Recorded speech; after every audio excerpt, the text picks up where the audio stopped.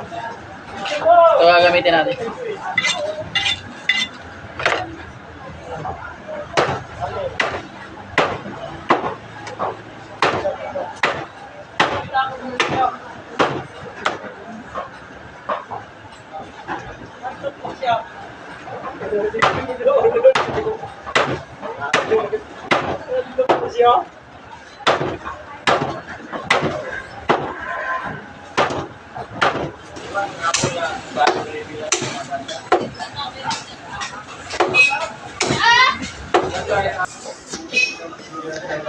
Yan mga boss, ito na yung naiwan natin na pata kanina. Sobrang lalaki.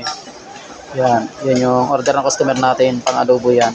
Kung ikaw magsusobok na magluto ng ganyan, pwede yan pang humba, pwede rin pang adobo, pwede rin yan sa sinabawan, nilaga o kaya sinigang. Yun lang mga boss, maraming salamat.